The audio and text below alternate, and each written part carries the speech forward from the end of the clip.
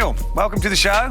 Fantastic to have you on here. You and I have known each other for some time, and I think we've been talking about getting you on here for ages. And then just like our lunch dates, it never seems to happen. But here, maybe this will lead to a lunch date. Who knows?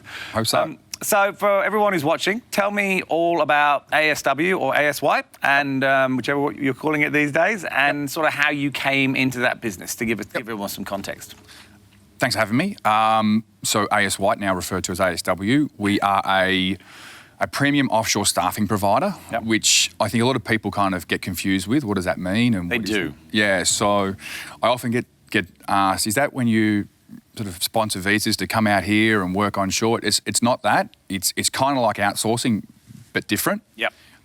What we basically do is we build teams, dedicated teams for Australian businesses that happen to be located within our offices overseas. Yep. So we have a network of offices through Southeast Asia, and ultimately what we do is we find and manage HR, facilities management, payroll, IT for our clients.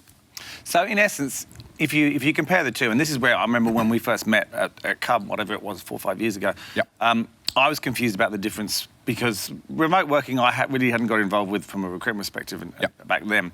There was outsourced teams and then there's your teams, right? So an outsourced team is essentially another company that has their own staff that you can pay for either day on day, hour on hour, whatever it is, right?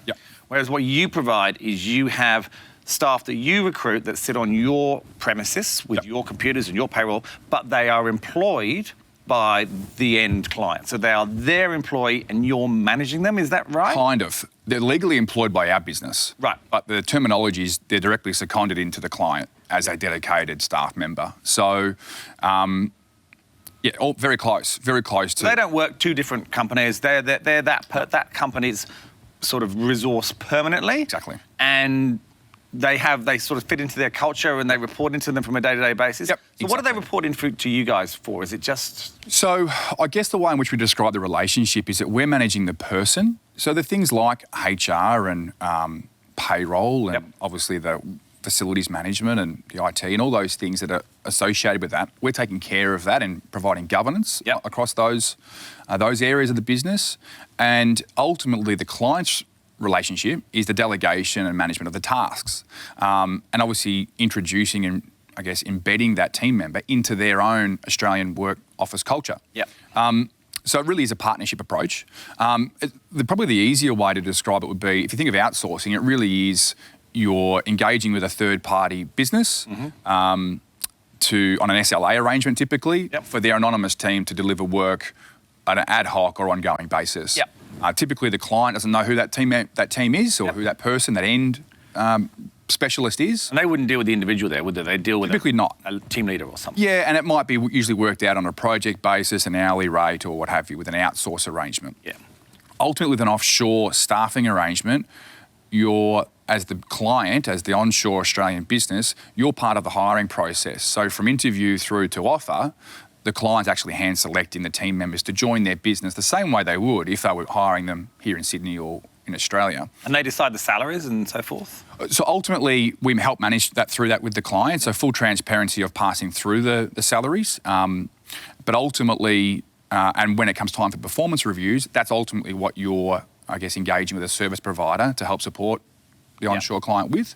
But yeah, definitely part of that salary process as well at the very beginning. And it would save me, say if I'm going to set up in Vietnam, right? If I want to employ people myself, literally do it all myself, I'm going to have to incorporate a company. I'm going to have to engage an accountant, right? I'm going to have to do all those things and actually create a business to be able to legally pay people. This is a way of doing that without having to go through all that rigmarole. I literally go and find the people with you, and then you manage them for me, but they report to me and I control their tasks. And so it's really getting the best of both, I guess. Is that probably the best way of looking at it? Yeah, absolutely. So the best, I guess, what are the benefits or the values of doing it? One of them really is that it gives the business the ability to be able to scale their resources and infrastructure. Their resources and their team without necessarily having to invest in more onshore. So they can basically leverage our facilities, our HR, our payroll, our talent, all of those services without necessarily having to add that here. They ultimately get the baby without the pregnancy, I guess, is the ultimate way of trying to describe that. So I think that's awesome. I've never heard you say that before.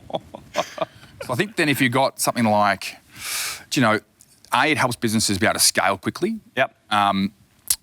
From that sense, because you can actually get talent that perhaps you might not be able to attract locally. But at the same time, I think it gives businesses the ability to not necessarily worry about the running of their business so much, but more so the delegation and performance management. Yeah.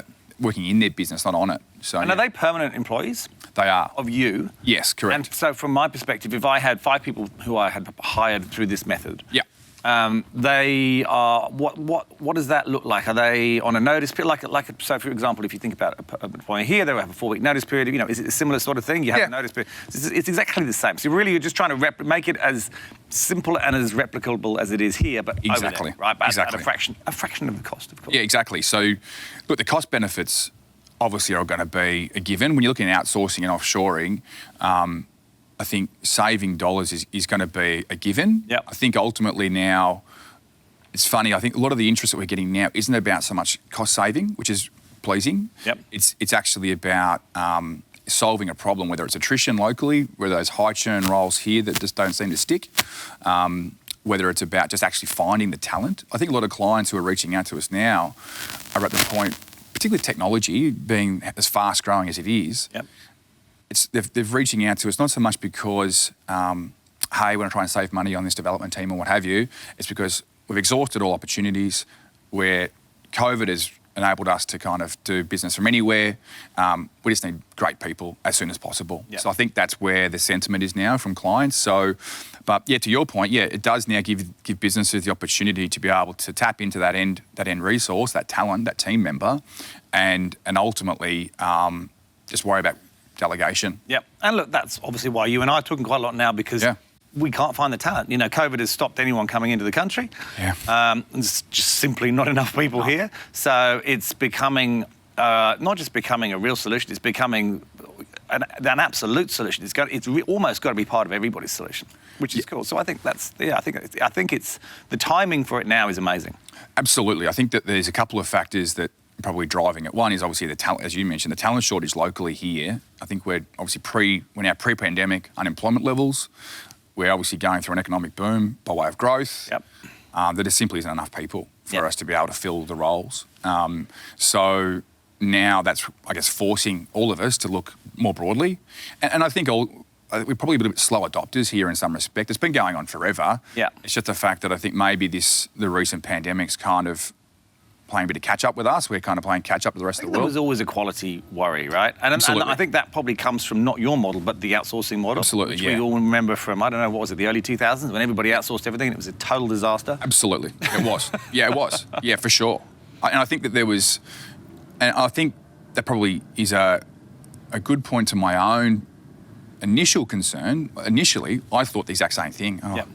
Outsourcing, you're going to lose control, have no ability to do quality assessments and understand how things are working. You're basically giving things over to someone else and literally set fire to it. I think that this gives businesses still the control they need and the ability to build out the process that they want within their business and still have visibility, and understand who it is at the end that's actually performing the work. So that's... But you're right, yeah. There's a huge amount of factors that are driving the offshore discussion. I think that now that we've got technology really servicing its purpose, Zoom, Teams, all these different project management tools, I've got to be honest, I don't know how they did it 30 years ago. Badly. The US, yeah, exactly, really poorly. But now I think it's become quite seamless. Yeah, cool. All right, well, let's go back to you a little bit. So you've been with the business 5 years, the business is 10 years old, right? And you've been in business 5 years. Yep. So talk to me about maybe your journey a little bit and how you ended up where you are today. Sure. So I won't go too far back. No, don't go too far back. We've only got a short amount of time. So professional career, I'll start with that. So I was fortunate. I was drafted out of high school into the AFL. Yep. And which was amazing. You're the first guest who's been taller than me, actually. Right. You keep handpicking the shorter Absolutely, people. Always. Yeah. So it was obviously incredible to be I was 17 at the time, and to know that you've got work Yeah. the next 3 years or 4 years sorted was a huge relief. But to also be drafted and do the dream job that every kid wants to do, is play their professional sport of choice, was incredible. Unfortunately, I had a couple of knee reconstructions over a short period of time. Yep. That dream came tumbling down quite quickly, and kind of left that industry probably realising a few things. And one is obviously things are never forever, and I did have a bit of a chip on my shoulder as well at the time. It would have been an incredibly difficult time. Oh, it was heartbreaking, and I think ultimately, and I guess when you look back now that I've probably got a bit more business acumen than I did as a 20-year-old kid, I look back and from an investment point of view, I can see their decisions. You know, they've got a young kid who's 3 years into his professional career and he's managed to only put together a couple of games by way of injury. So I certainly look at it now and I think that, probably wasn't a good investment on their behalf. Yep.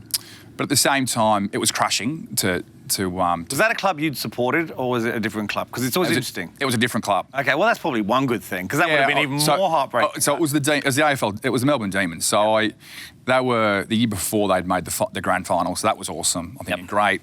There's going to be flags. There's going to be all this kind of fun ahead. And anyone who's a Demon supporter knows that definitely wasn't the case. So. So I had an awesome time and I learned a lot. And being involved in a professional environment, I think the skills and attributes that you pull out of being in that environment, that high performance elite environment, is awesome. Mm-hmm. I then, with no job and no real career plan after sport, because that was going to be my 10-year career, I got into property and into real estate, which was awesome. I loved it. It taught me a lot about prospecting, negotiations, marketing. Hard industry to break into. Tough industry, and as a 21-year-old kid with a chip on his shoulder thinking that, how hard could it be? It was a real learning curve, and I really enjoyed it and was quite lucky that we did quite well. Was in a good office, had a good team, sort of training and supporting me. And then, as you do at 23, you start your own business. Of course. Because you already know everything. You do, yeah. And it's the right time. Yeah, it's the right time. and what better thing to do than start your own retail business, of course, because you've been working in retail your whole life. So I had no idea about retail. I hadn't run a business before on my own, and I joined up and started a business in retail. It's interesting that you did that. I mean, that's a you've had a massive crushing blow. You've gone into an incredibly difficult industry, and then you've gone, you know what? I think the next logical step is to start a business in something I've got no idea about. I mean, just the mindset and the thinking is quite fascinating. Yeah, well, that's when you start. I started getting grey hair when I was about 26. So that's when I started shaving as soon as it went grey. So I think, I think ignorance is a real asset at that age. Because, I think you're right. Going in with blind faith, I think, is one of the real advantages of being young. That's why I love the startup space. Blind faith. Yeah, exactly. Blind optimism. And looking purely from the point of this is going to win, and not even considering the fact that it may not. So I started. What kind of retail? So we had a menswear business, menswear. And I'd wore suits, so I knew all I needed to know about clothing. Once you're in real estate, you know everything to do. Well, yeah. So we started a business in menswear. It was a bit different. It was a niche model where we travelled into offices and fitted guys up and what have you. So it's sort of semi-tailored. Yeah. So we did made to measure and we did off the peg, and we look really fortunate. It was awesome. One of the things that we were good at was prospecting and closing deals, and that probably came on the back of what I'd learnt within the property space. Did you do this with another real estate guy? No. So his background was finance. Okay. Mine was property. We then he's in finance. He wore suits too. So yeah, exactly. So we both obviously knew all we needed to know. So we scaled to about 30 staff, 3 states. That's incredible. And got a multi-million-dollar revenue, which was great in turnover. But after about 10 years, I'd had enough. I was definitely burning the candle at both ends, and the partnership was probably starting to go a bit south as well. So we decided to part ways, and from there I started another business in equipment, as you do. Another logical step. Why not? And that was really fun. So with some childhood friends, we built that up. I sold out. It was a build up and sell off sort of project. I sold that before my wife killed me because we had a baby on the way and I probably had a few too many fingers in too many pies. Yep. And it was at that point where my brother-in-law invited me to come over, which is leading into the ASW conversation. He said, why don't you come overseas and check out what we've set up with these offices and how we're supporting Australian businesses back. And I must admit, at the time, I thought that he was just focusing purely in the insurance space. I didn't really understand that he was broadening the service offering. So I was sceptical, like a lot of businesses, a lot of people, about outsourcing. Yep. Still, my stigma was it was outsourcing. I'm not sure how this is going to work and how I could help him because he was trying to grow the front end of the business. Yep. So I went overseas and saw the offices in Ho Chi Minh, and so we had an office in Vietnam, Malaysia, and the Philippines. Is that still where you are now? So Yep. three Yeah, offices, yep. those three, and we're looking to expand again into, hopefully, when this whole COVID thing washes over, in the next sort of 12 to 24 months again, into another country. And after seeing the facilities for one, but then to look at the quality of the talent that was working, my perception was this is going to be the lowest manual tasks, very poor level of quality. And instead I walked in where qualified accounting, senior developers, level 3 service desk type guys, really accomplished, degree qualified staff, working for a whole range of quality businesses.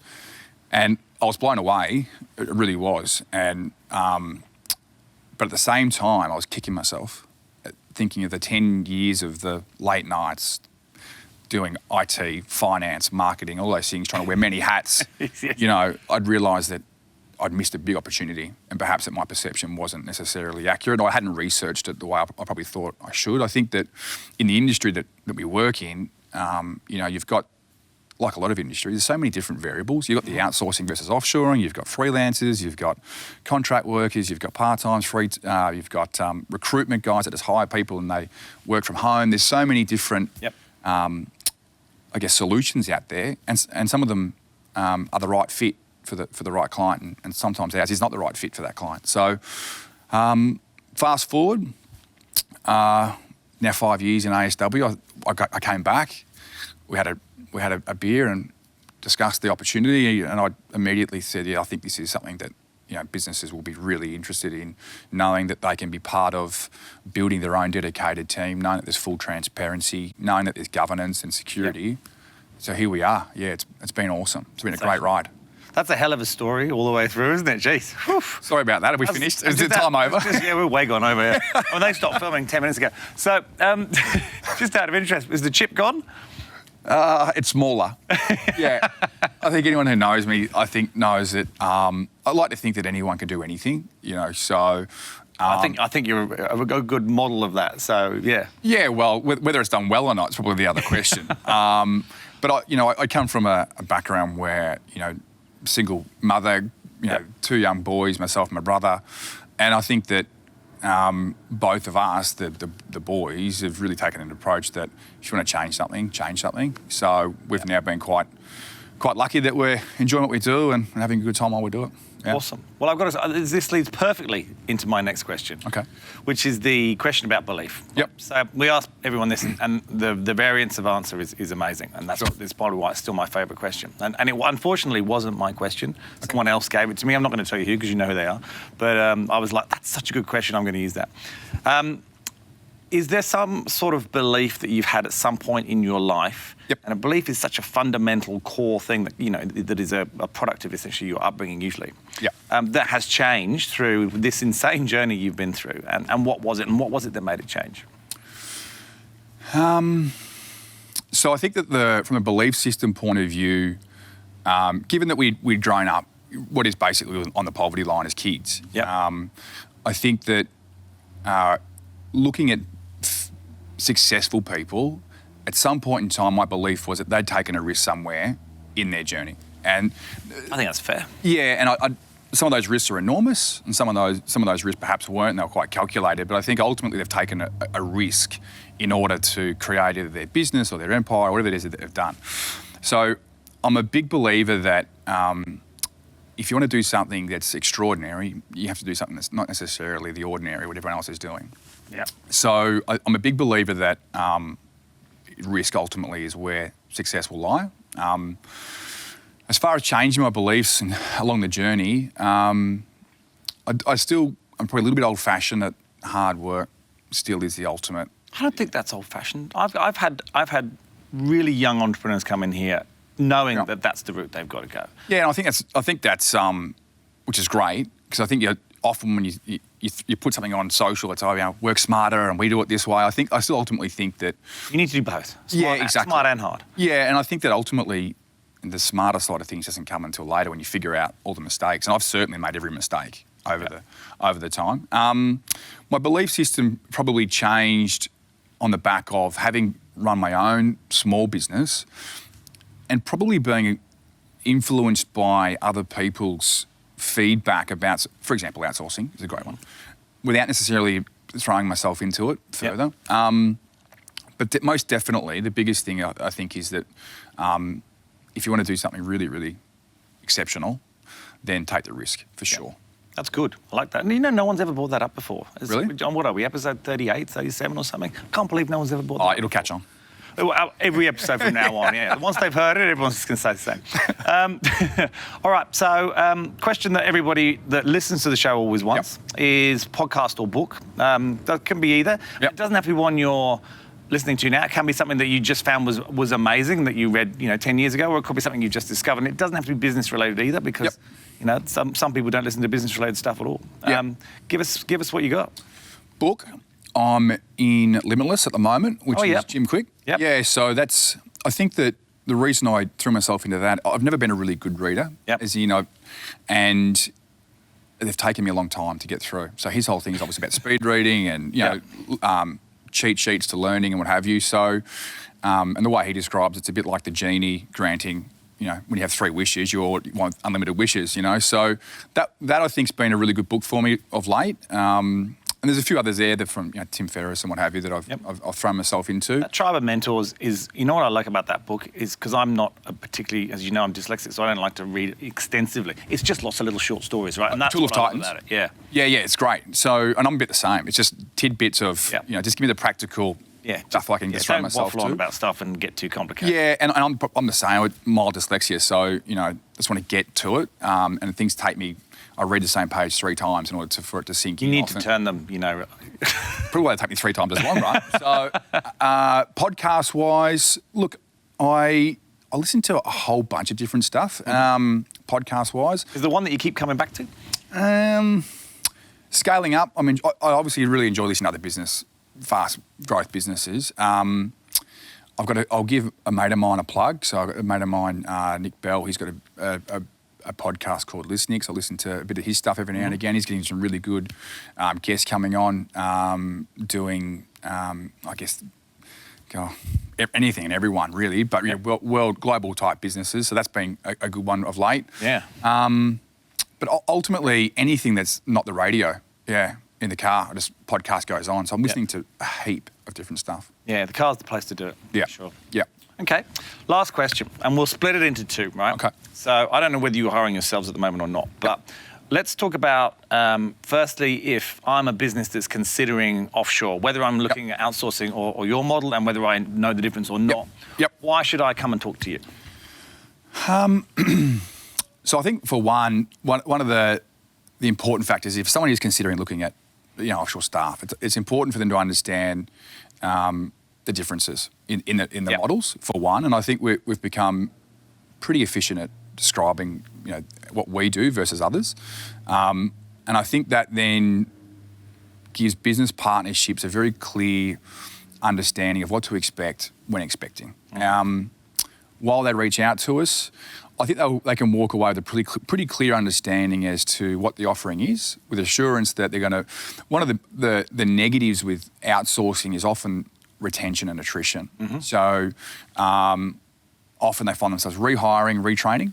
Thankfully, we've got a 96% retention rate. So 96. Staff, the industry average is 40. 96. Yeah. That's insane. So when you do things like providing international company trips and all these things that we provide all of our staff, we've realised that you've got to invest in the people, in the employees. So I think our ideal clients are clients that obviously have a really high importance on HR and not only talent sourcing, but then how do you keep great people as well? Yep. Once you've got them, how do you keep them? So I think for businesses who are interested in it and want to understand how it works and what can be delivered, I think we've become relatively efficient at describing how we can support them. You used the word transparency a lot earlier, I guess. So is that something that Yeah. you feel you're very good at being? Because there is a sort of mystique around it, right? I think so. I think that on the back of Joe, who's the co-founder of the business, that's always been his approach. He's put people first and be really transparent.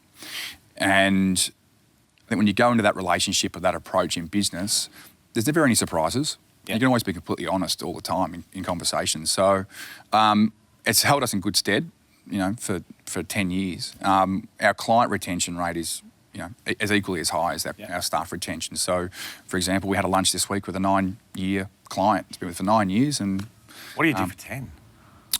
well, we've got a 10-year anniversary coming up. Of course you do, yeah. Yeah, so it's going to be interesting to see how we do it, obviously amidst COVID. But Don't go to Melbourne over the sea. no, I might be going down there. So I think why would they come to us? I think it would be incredibly insightful for them to understand what actually could be delivered and how perhaps we could solve some of their problems, for sure. Yeah, okay. And then and I'm sure you will be growing here as well as obviously overseas, and maybe some people overseas are watching it as well. Yeah, we are growing up here as well. Well, there we go. So why should we come? Why should someone come and work for you?